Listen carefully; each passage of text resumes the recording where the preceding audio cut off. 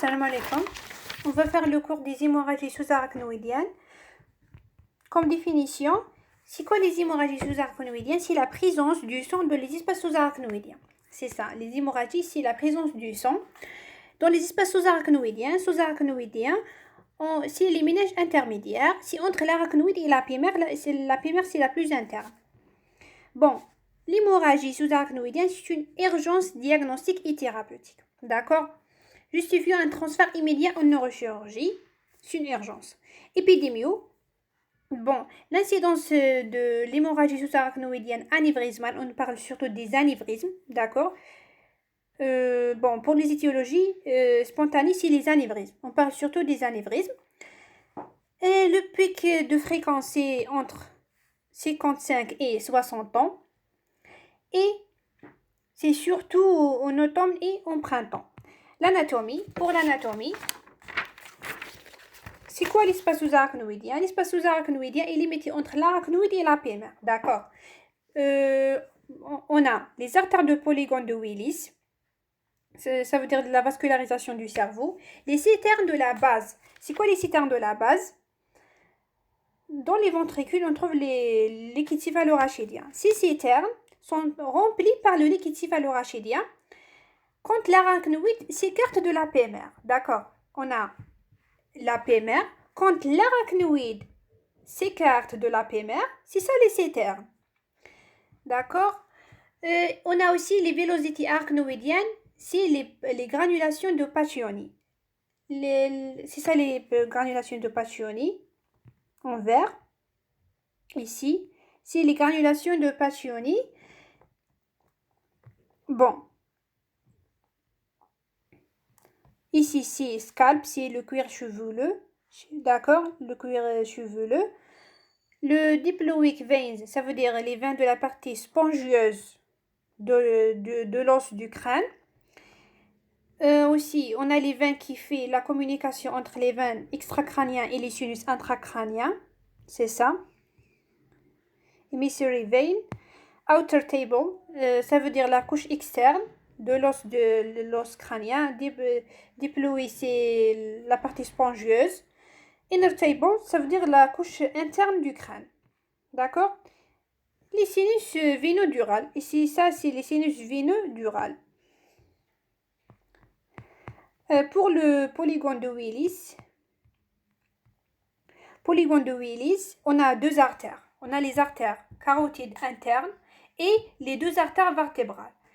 Pour les deux artères carotides internes, c'est les artères cérébrales antérieures gauche et droite. Ils sont reliés par l'artère communicante interne. Les artères carotides internes sont reliées par l'artère communicante interne. Mais les artères vertébrales sont reliées par l'artère communicante postérieure. C'est ça. Pour le liquide céphalorachidien, il commence par les ventricules latéraux. Après, le trou de Monro entre les ventricules latéraux et le troisième ventricule. Entre le troisième ventricule et le quatrième ventricule, on a l'aqueduc de Sylvius. Et entre le quatrième ventricule et les espaces sous-arachnoïdiens, on a le trou de Magendie et de Luschka. C'est ça la circulation du liquide céphalorachidien. Pour la physiopathologie, la physiopathe, bon.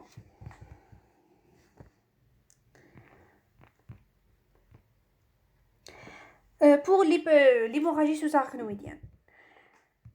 Bon, c'est en anglais. Je sais pas, c'est un peu difficile, mais je vais expliquer.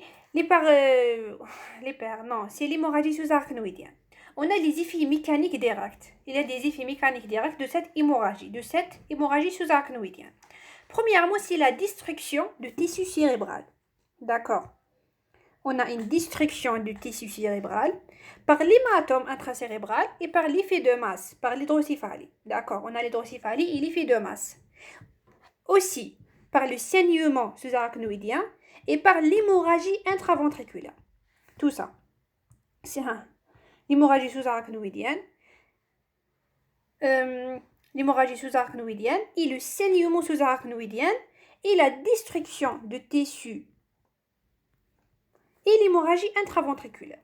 Tout ça, c'est les effets mécaniques directs. D'accord.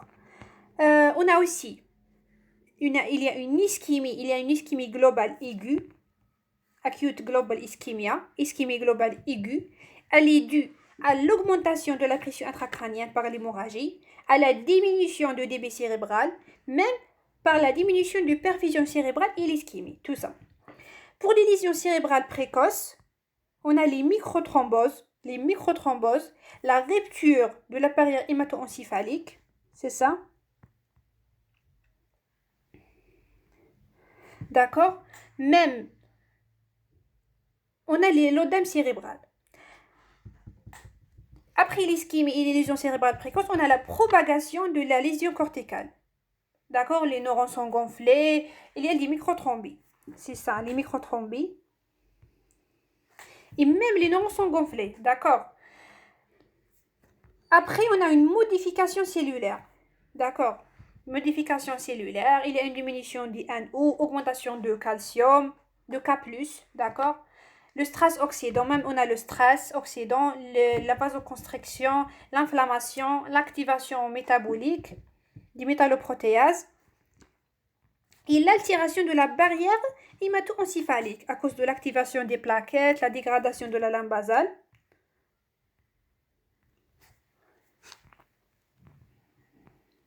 Les activations des plaquettes, apoptose. Et on a les complications systémiques, systemic complications, œdème, dysfonctionnement cardiaque, modification de l'ECG et même nécrose. Pour les étiologies de l'hémorragie sous-arachnoïdienne, premièrement, on a les causes traumatiques. Là, c'est la cause la plus fréquente, la cause traumatique. Et on a traumatique et spontané. Spontané, premièrement, c'est l'anévrisme. En premier lieu, on a l'anévrisme, 80% des cas, et la rupture des malformations artério-veineuses. Les malformations artério-veineuses, ça veut dire qu'il y a une communication anormale entre une artère et une veine. La rupture de la malformation artério-veineuse se manifeste plutôt par un hématome intraparenchymateux et une hémorragie intraventriculaire, c'est ça. Même il y a les vascularites, les malformations, les inflammations, les tumeurs, la dissection artérielle, comme dans le cas des carotides, mais d'accord, les spontanés, c'est surtout les anévrismes, les malformations artério-veineuses. Même on a les troubles de coagulation, les prises de drogue comme le cocaïne, parce que le cocaïne augmente la tension, drépanocytose, c'est maladie du sang. D'accord, même on a l'apoplexie pituitaire, c'est les hémorragies dans l'apophyse. L'hypophyse, c'est une glande de cerveau. Ou aucune cause retrouvée. D'accord. Pour l'étude clinique, dans l'hémorragie sous-arachnoïdienne, on commence par l'interrogatoire. Pourquoi? Pour rechercher l'exposition tabagique. Traitement antithrombotique. Il y a un traitement antithrombotique qui provoque une hémorragie, la consommation de drogue, même les drogues, rechercher les maladies du tissu conjonctif et même les maladies vasculaires. Parce que on a dit même les troubles de coagulation, les vascularites, ce sont des causes de l'hémorragie sous-arachnoïdienne. Ainsi, on recherche surtout le syndrome méningé. C'est quoi le syndrome méningé? On a le triade, la céphalée, les vomissements en jet et rupture de la nuque. La céphalée, elle est intense dans le syndrome méningé. La céphalée, elle est intense, elle est inhabituelle, elle est brutale, elle est globale, elle est différente des migraines, elle irradie vers la nuque, d'accord? C'est comme un coup de tonnerre dans un ciel serein. D'accord? C'est ça la céphalie du syndrome méningé. Elle est intense, brutale, globale. C'est comme un coup de tonnerre dans un ciel serein. يعني تكون هكا سمعتكم صافية un coup de tonnerre parce que c'est brutal et inattendu. Il y a aussi une photophobie et phonophobie. C'est pour ça المالاد يحب يقعد وحده ويحب ما يسمعش الحس. d'accord لازم يشوف الضوء ما يسمع حس. d'accord c'est la photophobie et la phonophobie parce que la lumière تزيد له من la céphalée. Les vomissements sont émis en jet et fréquente et simultanée aux céphalées. D'accord? On a les vomissements avec les céphalées, réduire de la nuque. Et le signe clinique essentiel, rechercher une position allongée du patient. Et même on recherche la réduire de la nuque. Le signe de Kernin, c'est résistance douloureuse à l'extension de la jambe, dès lors que la cuisse a été fléchie sur le bassin. Bon, Kernin, c'est juste pas de dos, Kernin, can't, genre, I can't straight the leg. Le patient can't straight the leg. C'est ça Kernin. Kernin, c'est une résistance douloureuse. Can't straight the leg. يعني ما يقدرش can't straight. يعني ما يقدرش. Bon, résistance douloureuse à l'extension de la jambe lorsque la cuisse a été fléchie sur le bassin. Bon, la cuisse, elle est fléchie sur le bassin, d'accord. Il y a une résistance douloureuse à l'extension de la jambe. C'est ça le signe de Kernin. Meningitis in patients who present with neck pain or headache. It's important to note that this test has been reported to be of low sensitivity. Therefore, a negative test does not exclude the presence of meningitis. With the patient in the supine position, flex the hip and knee on either side to 90 degrees and then gradually extend the knee. The test is considered positive if the patient reports that their neck pain or headache worsens with knee extension. Supine patient, and I'm going to be flexing the patient's neck. Flexing the patient's neck will cause them to go into a flexed position where they would have flexed hips, flexed knees possibly. What this does is it would help alleviate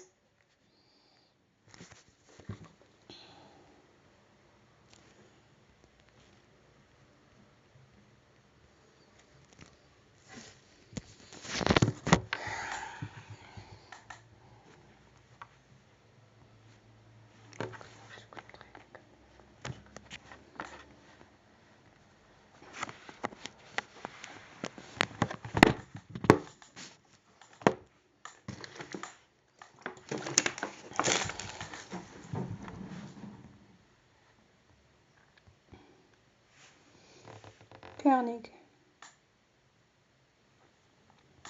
D'accord, c'est ça le signe de Kernig et de Brudzinski.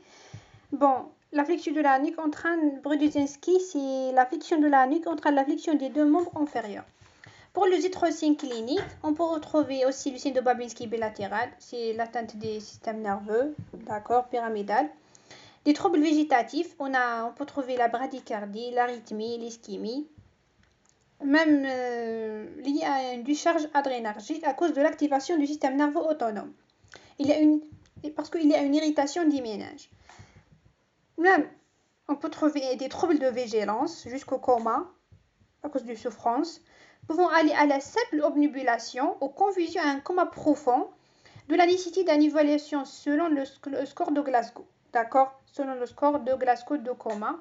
Les cas d'épilepsie, même à cause de l'irritation corticale, permet souvent d'identifier le début du saignement et qu'il n'y ait pas de valeur pronostique. Même on a les atteintes des oculomoteurs, le 4, le 3, le 6. Pour l'atteinte de 6, peut être retrouvée mais sans valeur diagnostique. L'atteinte de 3 peut être retrouvée avec la présence d'un volumineux-anévrisme de l'artère communicante postérieure. Dans l'atteinte de 3, c'est surtout l'anévrisme de l'artère communicante postérieure. Pour les formes cliniques de cette hémorragie, on a le syndrome de Terson. C'est les manifestations oculaires de l'hypertension intracrânienne est caractérisée par l'association d'une hémorragie méningée avec une hémorragie intravétrienne parce que c'est des manifestations oculaires, unis ou bilatérales et ou rétiniennes. À l'origine d'une baisse de vision, c'est normal parce que ce sont des manifestations oculaires, souvent cachées par la fermeture des yeux associée à la photophobie. Mais sont cachées par la photophobie, d'accord? Son diagnostic suffit rarement à la phase aiguë. Vétérien, ça veut dire le corps vétré de l'œil. Les formes frustes, pour les formes frustes, ce qui correspond à l'hémorragie méningée à minima, ce sont des formes frustes qui passent souvent inaperçues. Ces formes de hémorragie sous-méningée passent inaperçues. Autrement dit, c'est des épistaxis méningés. Pourquoi épistaxis? Parce que c'est à minima. D'accord, c'est des hémorragies à minima. Le diagnostic se fait suite à la survenue de complications devant la persistance de céphalée. D'accord. On peut dire que ce sont des formes frustes après la persistance de céphalée. L'examen clinique est alors pauvre, c'est normal parce que c'est des hémorragies à minima, et l'interrogatoire permet de retrouver le caractère ictal de la céphalée. Les autres cas, on a le coma d'emblée, parce que à cause de l'augmentation de la pression intracrânienne, une perte de vigilance, coma, hémorragie sous-arachnoïdienne peut se révéler par des troubles de la conscience d'emblée, en premier plan, sans notion de céphalée. D'accord. On peut trouver en premier plan la perte de connaissance sans céphalée, ce qui peut être retrouvé dans les hémorragies ménagées importantes. Dans les hémorragies ménagées importantes, on peut trouver la coma. D'accord, on a dit on peut trouver la perte de conscience en premier lieu. D'accord, on a dit le coma, on peut trouver ici la forme plus sévère de perte de connaissance. Même on a l'hémorragie cérébro-méningée. Pour l'hémorragie cérébro-méningée, peut être accompagnée d'une hémorragie cérébrale. D'accord, ça veut dire on a l'hémorragie dans les méninges et dans le cerveau intraparenchymateuse ou ventriculaire. Cette association peut aggraver le pronostic de la maladie. D'accord, parce qu'elle s'étend aux structures cérébrales profondes. L'hémorragie méningée périmésencéphalique, d'accord, est une HSA dite idiopathique, prétronculaire ou bénigne, décrite comme un saignement sous-arachnoïdien limité à l'espace en avant du mésencéphale, parce qu'elle est périmésencéphalique et plus rarement de la protubérance, sans cause de saignement. D'accord, en phylangiographie, on ne trouve pas de cause de saignement et l'évolution elle est favorable.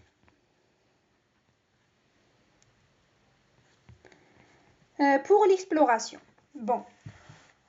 hémorragie sous-arachnoïdienne, c'est le scanner cérébral. D'accord, on parle de scanner cérébral sans contraste, d'accord, sans injection de contraste et de haute résolution peut mettre en évidence l'hémorragie méningée de 95% des cas. Dans les 48 heures, bien sûr, après une hémorragie. On parle surtout du scanner. Le sang apparaît comme une densité élevée dans les espaces sous-arachnoïdiens. D'accord, il est hyperdense, en particulier les CTR. D'accord, on peut trouver le sang dans les espaces sous-arachnoïdiens, les CTR, la vallée sylvienne, ça veut dire les sillons latérales du cerveau, et les cornes occipitales. Le scanner cérébral peut aussi mettre en évidence une hydrocéphalie, même on peut trouver une hydrocéphalie, un hématome, même hématome intraparenchymateux, ça veut dire le sang dans le parenchyme, et même l'hémorragie dans les ventricules. Le volume du sang dans les espaces sous-arachnoïdiens est un facteur important de vasospasme. On parle surtout de vasospasme, ça veut dire une contraction des vaisseaux.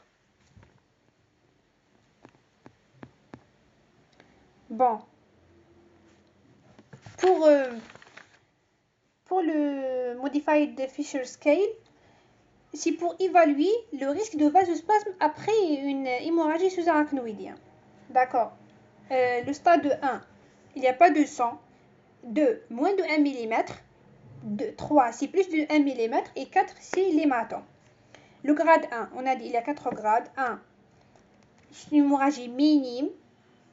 Elle est faible, d'accord. Mais le grade 2, c'est pour le grade 3, c'est l'hémorragie sous-arachnoïdienne plus. Elle est élevée, on peut dire élevée. Et le 4, c'est max. Ponction lombaire, d'accord. Ponction lombaire, on fait la ponction lombaire après un scanner normal.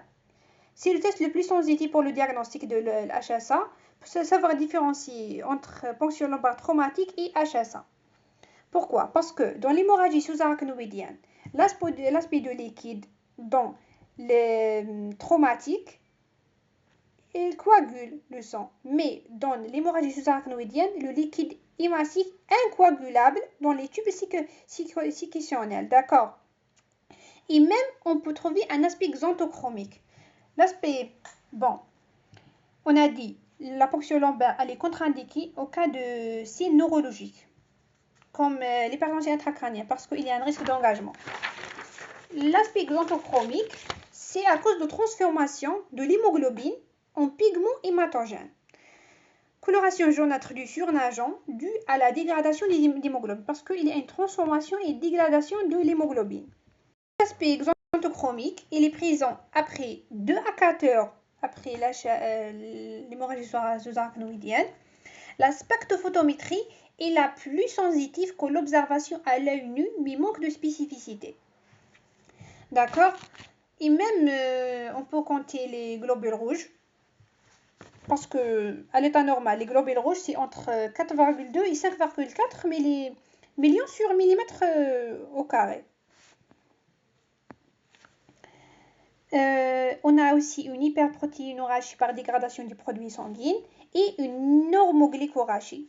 Protéine, augmentation dans l'LCR parce qu'il y a une dégradation de produits sanguins et la normoglycorachie normale ou réduite parce que les globules rouges peuvent métaboliser le glucose après un certain temps. C'est pour ça qu'il y a une normoglycorachie. L'IRM, il n'est pas sensitif pour le HSA aigu, d'accord? À l'état aigu, on ne fait pas d'IRM parce que il a peu de métabolisme d'hémoglobine, surtout avec des petites couches de sang. C'est surtout le scanner. Mais après 10 à 20 jours, il y a une excellente sensibilité, d'accord? Et meilleure sensibilité après 4 à 7 jours. Mais à l'état aigu, on ne fait pas l'IRM. Et la séquence FLAIR qui annule le signal du fluide et la meilleure séquence IRM utilisée pour détecter l'hémorragie sous-arachnoïdienne. Pour l'angioscanner cérébral, on fait aussi l'angioscanner cérébral. La sensibilité, elle est 97% dans la détection des anévrismes. C'est surtout pour les anévrismes, les dilatations des artères. Il est un examen danger efficace pour la visualisation des anévrismes. D'accord? C'est surtout pour visualiser les anévrismes.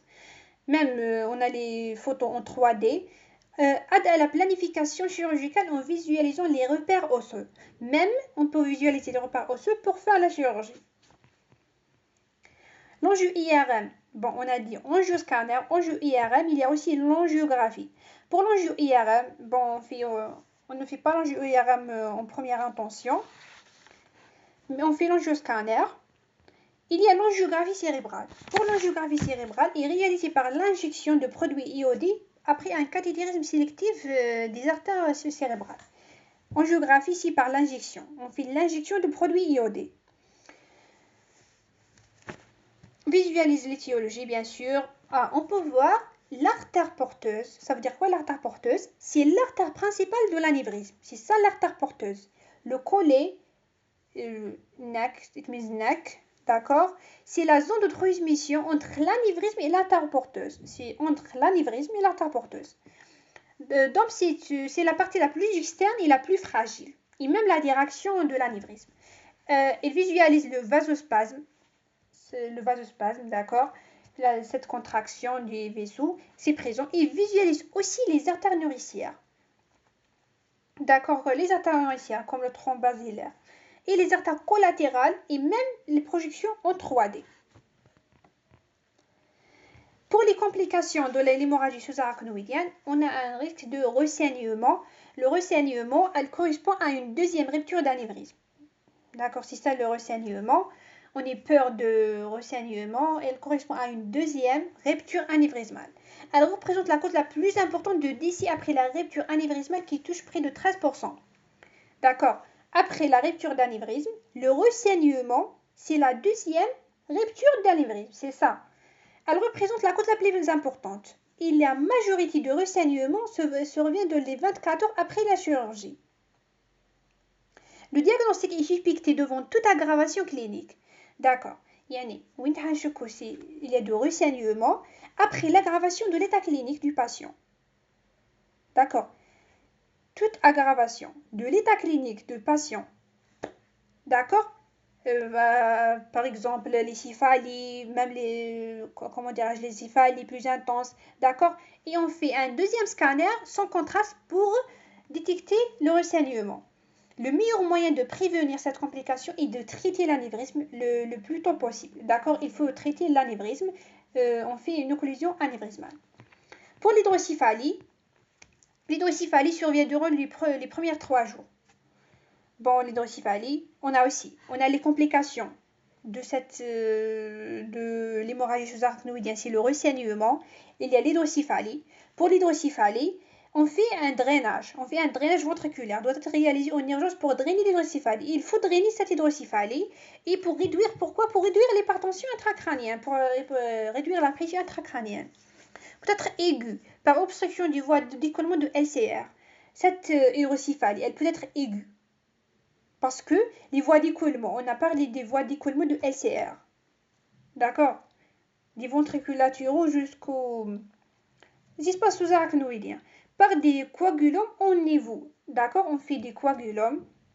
Il y a des coagulums qui obstruent les voies d'écoulement. Ça veut dire l'aqueduc de Sylvius, les trous de Monro, le quatrième ventricule, et ou par une augmentation de résistance. Il y a des bouchons ou des coagulums qui obstruaient les voies d'écoulement ou par une augmentation de résistance du LCR au niveau des granulations de Pacchioni. D'accord, les granulations de Pacchioni, les villosités.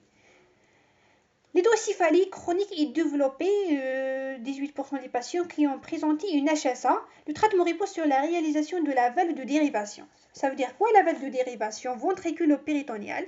C'est pour drainer l'axe de LCR vers une autre cavité. C'est ça la valve de dérivation. C'est pour drainer l'axe de LCR vers une autre cavité, comme la cavité péritoniale, du ventricule vers la cavité péritoniale, ou vers l'oreillette droite, au ventricule cardiaque. Le vasospasme ou l'ischémie retardée. Pour le vasospasme, bon, c'est quoi le vasospasme? Elle résulte de la contraction soutenue et réversible des vaires musculaires des parois artérielles. C'est ça le vasospasme, c'est une contraction. Et aussi, cette contraction, elle est soutenue et réversible des vaires musculaires des parois artérielles. Elle résulte après le saignement, cette hémorragie. Elle est déclenchée par les produits de dégradation de l'hémoglobine. Parce que on a la dégradation de l'hémoglobine après l'hémorragie. Ces produits de dégradation provoquent le vasospasme. Le vasospasme est symptomatique et peut être responsable d'une ischémie, bien sûr. Après le vasospasme, on peut trouver les symptômes et à la fin, on a l'ischémie. D'accord? Par diminution de l'oxygène cérébral. La mortalité, bon, on a aussi l'hypovolémie. Même, on a l'épilepsie, on a par l'irritation l'irritation et même l'hyponatrémie. Bon, l'hyponatrémie, je suis pas sûre, mais je pense par un dysfonctionnement du thalamus et augmentation des brain natriuretic peptides. Il y a une perte rénale de 1A+. C'est pour ça qu'on a l'hyponatrémie. Par une perte rénale de 1A+, par une augmentation de BNP. Brain Natriuretic Peptide, c'est ça. Est une complication non spécifique, d'accord, l'hyponatrémie. Bien sûr, elle n'est pas spécifique de l'hémorragie sous-arachnoïdienne, qui a aggravé la confusion. Et bien sûr, l'hyponatrémie aggrave la confusion. Les complications cardiopulmonaires. Pour les complications cardiopulmonaires, on a aussi une altération de la fonction myocardique ou AP. D'accord? C'est pour ça qu'il faut doser les troponines. Le traitement, de l'hémorragie, on a le traitement médical et chirurgical. Et bon, on commence par le traitement médical pour la prévention, bien sûr. Il faut prévenir l'hyponatrémie, l'hypovolémie, l'épilepsie. On augmente les débits sanguins cérébrales. Il faut augmenter les débits sanguins cérébrales. Il faut augmenter la pression de perfusion cérébrale parce qu'on a peur de vasospasme. On améliore la viscosité, ça veut dire l'agréabilité des hématies augmente après une HSA. C'est pour ça qu'il faut augmenter la viscosité. Parce que les hématies, ils dire la coagulation, l'agrégation. Après l'hémorragie. C'est pour ça qu'il faut améliorer la viscosité. Maintenir une volémie normale, parce que la majorité des malades deviennent hypovolémiques. D'accord? Même parce qu'il y a une diminution de 1A+. Diminution de 1A+, on a perte de 1A+, perte de sodium, perte de l'eau avec l'hyponatrémie. C'est pour ça qu'on a une hypovolémie après l'hémorragie sous-arachnoïdienne. L'hypervolémie prophylactique est à éviter. Même, il ne faut pas augmenter les apports de l'eau, c'est juste pour prophylactique, d'accord? Tout ça, c'est à éviter. Maintenir une pression intracrânienne normale, bien sûr, et la neuroprotection. Aucun médicament n'a été prouvé de jouer un rôle neuroprotecteur pour l'HSA ou toute autre lésion. Même, il n'y a pas de médicaments qui protègent contre l'hémorragie sous-arachnoïdienne. Mais les recherches sont encore. Bon, pour le monitoring, on commence par la prise de la voie artérielle. Pour les malades comateux, c'est surtout les malades comateux, instable sur le plan hémodynamique, même les malades avec HTA mal contrôlés, les malades sous ces respirateurs. Il faut prise de voie artérielle. Après, on intube le malade, intubation à la suite d'un coma, d'accord, pour protéger les voies aériennes. On fait là le cathéter. Bon, tout ça, c'est le monitoring. Dans la réanimation, cathéter de l'artère pulmonaire, c'est le cathéter de Swan-Ganz. Son indication est actuellement débattue, d'accord. On a le monitoring de rythme cardiaque, d'accord. Prise de voie artérielle, intubation, cathéter, monitoring de rythme cardiaque et cathéter intraventriculaire. Pourquoi? Pour l'hydrocéphalie, c'est pour le drainage. On a parlé de dérivation. La dérivation ventriculo-péritonienne et au ventricule cardiaque. C'est pour ça qu'on fait le cathéter intraventriculaire pour l'hydrocéphalie, pour drainer l'hydrocéphalie, et le drainage du LCR, le sang, et même pour mesurer la pression. Le Doppler transcrânien avec monitoring de vélocité des artères cérébrales. Tout ça, c'est juste le monitoring.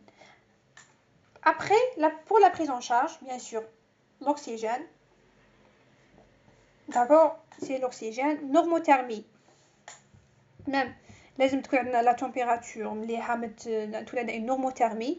Maintenir la pression on a dit non, la pression artérielle systolique entre 12 et 16. D'accord.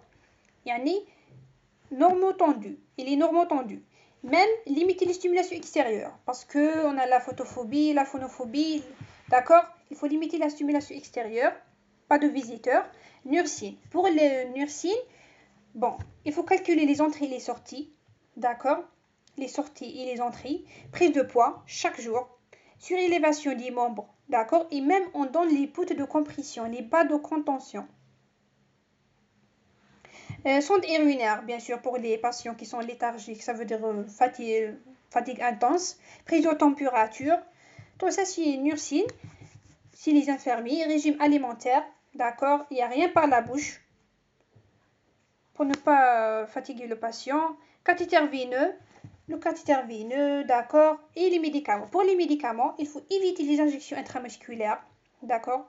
On n'injecte pas les antalgiques par voie intramusculaire pour réduire la douleur. D'accord. Il n'y a pas des injections intramusculaires. On donne les anticonvulsivants prophylactiques. D'accord. Bon, il y a des écoles qui donnent les anticonvulsivants. Il y a d'autres qui ne donnent pas. Bon, les anticonvulsivants, on donne. Les sédations par propofol, c'est pour l'anesthésie. On a aussi les analgésiques pour la douleur. Dexamethasone. Bon, dexamethasone, c'est des glycocorticoïdes. C'est pour améliorer la douleur. D'accord. On donne pour améliorer la douleur. On donne le laxatif pour augmenter les transits intestinales. Et les antiémétiques pour... les antiémétiques, d'accord. C'est pour contre les vomissements, les antiémétiques. Et on a la nimodipine, nimotop. C'est les inhibiteurs des canaux calciques. D'accord, toujours nimodipine. C'est des inhibiteurs calciques. On donne par os pour éviter les chutes de la tension artérielle. D'accord.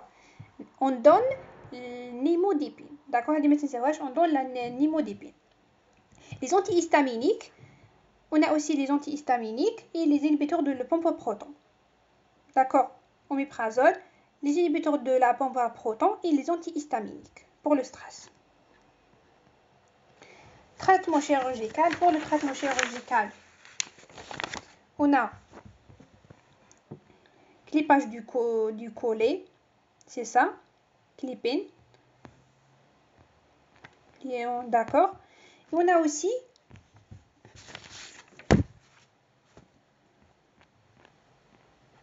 pour l'anévrisme, d'accord, le collet. Et même on a le traitement endovasculaire. D'accord, comblant du sac anévrismal par de colle par cathétérisme endovasculaire. D'accord, on fait le cathétérisme endovasculaire et lâchage du stent. Et même les stents, d'accord, dans la lumière pour cathétérisme, pour le cathétérisme endovasculaire. C'est ça le traitement endovasculaire. Et je vous remercie pour votre attention.